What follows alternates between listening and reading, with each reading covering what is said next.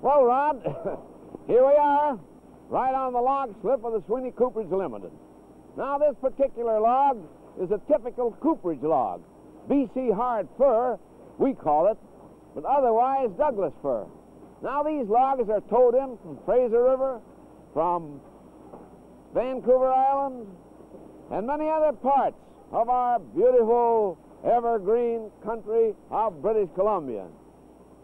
Years ago, my father and I saw them up by hand in a spot where the Empress Hotel now stands. It was on a beach. Now, Rod, this particular log will make approximately 90 good barrels. They are loaded out to places pretty well all over the world. Now, Rod, if you would like to see these transformed into barrels, just follow me.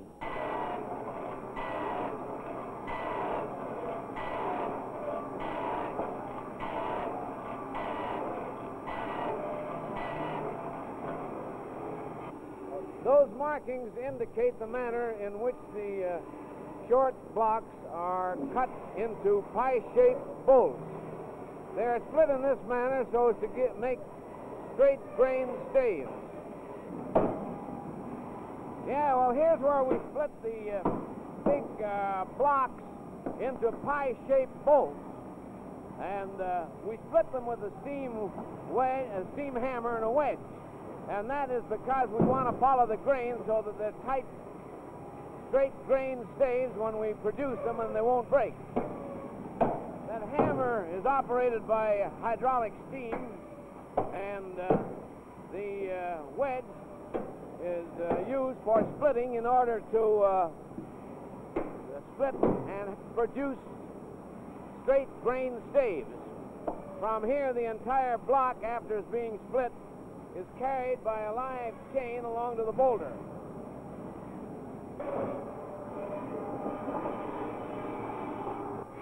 Now we come to the bolting saw, and this is used for sawing the pie-shaped bolts into flitches about 4 or 5 inches wide. And from there, they are taken to the stave saw, sawed into staves.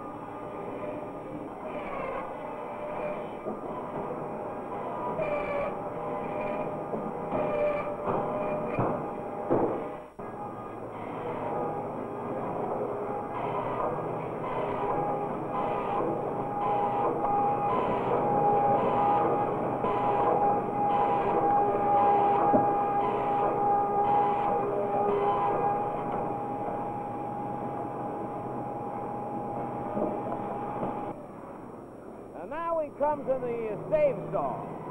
Now, this is a cylinder with teeth on the edge, and it saws the flitches into staves, edge grain staves. Now, this is a very fast operating saw, and the stave drops down inside the cylinder and is hooked out by a hook that's in the inside of the cylinder.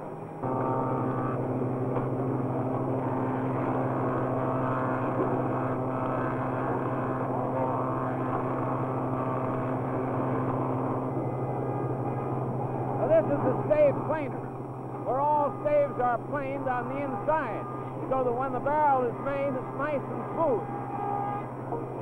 This is the tail end of the stave planer, and the staves are being loosely stacked and passed along to the joiner. Now, these are the stave joiners. Each wheel has 8 knives, and the edges of the stave are planed perfectly smooth and given the taper and the bilge, which gives the bilge or the belly to the barrel.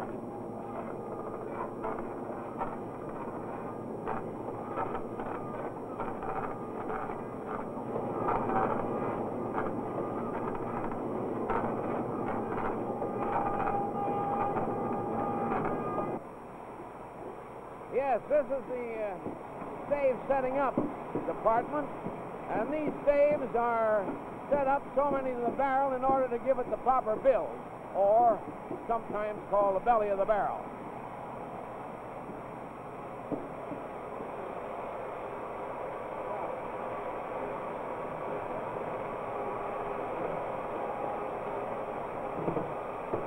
What's the steam for, Mr. Sweeney?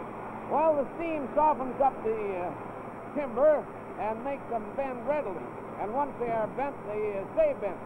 Now, we've got an original idea here whereby we bend them green and we dry kill them after.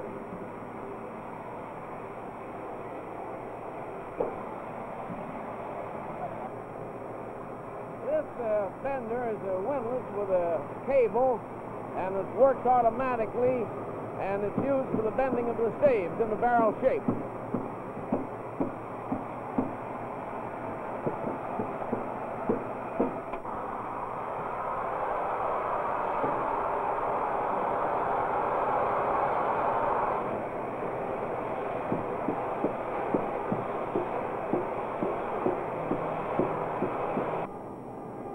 This is the manner in which the dry kill trucks are loaded. And they go through the dry kill in a very fast space of time, and they're thoroughly dried so that they will not shrink when they're made up into a barrel. This is the heading room we call the head finishing room, where we make heads or otherwise tops and bottoms of the barrels. Now, first of all, we have the square boards come in here in the rough after they come through the kill dryer. Then they go to the jointer, where the edges are jointed perfectly so that when they go together, they won't leak.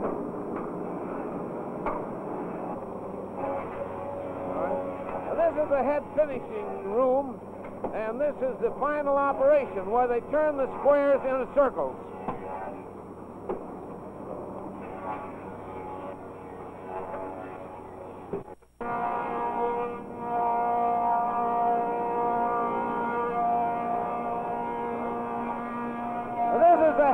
Planer, it makes a little noise, as you'll notice, and it smooths off the outside part of the head. Now, this is the dry end of the kiln. The staves and the kiln trucks have passed through. The staves are thoroughly dried, and they're ready to be bundled for shipment. Now, the shooks are knocked down. The defects, if any, are removed. They are properly measured so that each bundle represents enough timber for one barrel. Then we're ready to send them all over the world. Why don't the people in other parts of the world make their own barrels? That's a fair question, Rod, and a good one. But, you know, we've got the know-how. We have been making barrels for a long time, and we tried to study the situation. So, that first of all, we are blessed with good, hard fir timber. Timber that's grown in the evergreen country, this beautiful evergreen of ours. It is light in weight. It is non-porous. It is non-shrinkable. It is clean and wholesome. There is no tannic acid or any other objectionable taste that will interfere with the packaging of the most sensitive foods or drinks that are ever made.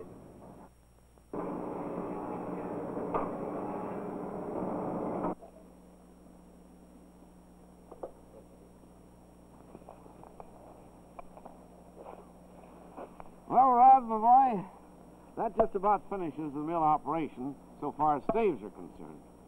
What do you think of it? I think it's pretty good, but why do they take the barrel and make it and then break it down to all its parts again? Well, that's a good question.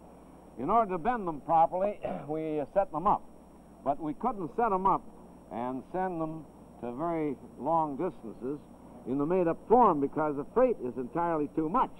Therefore, we bundle them in bundles of about 20 to the bundle, and each bundle is enough for one barrel. Then they are shipped out to various parts wherever there is an assembly plant and where they require barrels. It might be Hong Kong, it might be Australia, it could be London, Ontario, or Waterloo, or Portland, or Seattle, and many other places like that. And by the way, Ron, when you've seen the mill and the assembly plant, You've just about seen the most diversified and probably the largest barrel-making operation in the British Empire, because we have the mill and we have the assembly plant. And in Vancouver, we sell a few barrels, too, for various products, pickled fish and pickles and various other things. So what do you say if we go into the assembly plant and see how they assemble barrels? Okay? Yeah, okay. Let's go.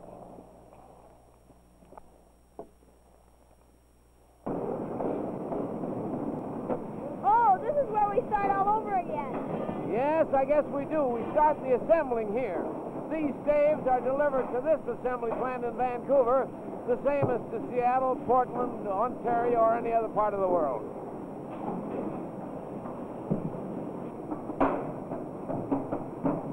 Looks like we're going to steam them again, doesn't it? No, Rod.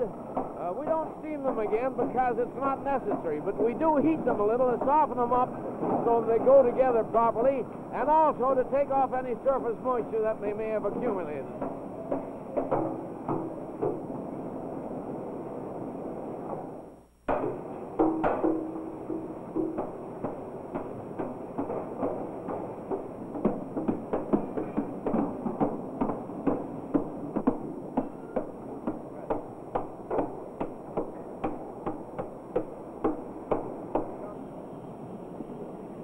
Well, Rod, my boy, what do you think of that? Sure made mincemeat out of that log. Mincemeat, eh? Well, there she is. There's the log that you saw a little while ago. This is a standard 45-gallon barrel, which is used all over the world for very many purposes. That's a half barrel, about 30 gallons, used largely for pickled meat and fish. That's 3 gallons, 5 gallons. Here we have pails. Here we have a slack barrel for packing crockery or glassware or powdered milk and products like that. We call that a slack barrel. Then we also have a byproduct because all of these, that log won't cut up all long enough for the proper kind of tight barrels. So we make some of these little pails. Now those are used for many purposes. Ladies sometimes use them for a carry-all or for a nice little potted plant or something, so that we use as much of the log as we can. And then we come back to this little fella here. Now this little barrel here is just about your size. Now that barrel, that's a barrel bank. And I hope you always have barrels of money, and I hope also that you have barrels of fun. Good luck to you. Thank you very much for this bank, and thank you very much for the trip through your factory. You're quite welcome, I assure you. Come again and look it over again, will you? Sure. Good. Okay.